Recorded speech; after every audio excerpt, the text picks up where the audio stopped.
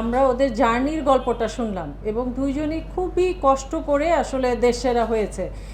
এই ধরনের শ্রেষ্ঠত্বর পিছনে আমরা দেখি যে আসলেই অনেক কষ্টের জার্নিগুলো থাকে।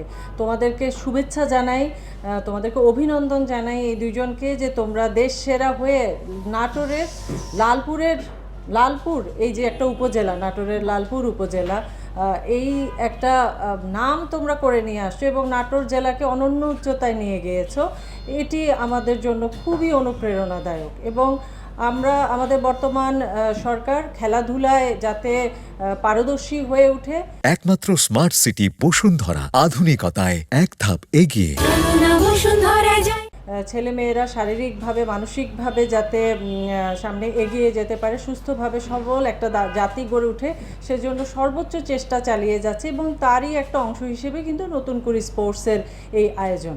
তো এখানে আমাদের একেবারে রুট লেভেল থেকে খেলোয়াড় তৈরি হচ্ছে এবং ভবিষ্যতে সামনের দিনগুলোতেও আরও এরকম খেলোয়াড় তৈরি হয়ে আসবে। এক্ষেত্রে ফারিহা এবং আমান হচ্ছে আমাদের এই জেলার জন্য এমনকি দেশের জন্য অনুপ্রেরণা।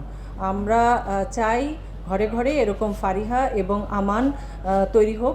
জেলা প্রশাসনের পক্ষ থেকে আমরা যখনই যেখানেই আমরা সুযোগ পাচ্ছি, আমি আমার দৃষ্টিসীমার মধ্যে বা যখনই আমি কোনো জায়গায় পরিদর্শনে গিয়ে দেখছি, চেষ্টা করে যাচ্ছি যে আমাদের জেলা প্রশাসনের যতখানি সামর্থ্য আছে আমরা যেন সেই অভাবগুলো মেটাতে পারি।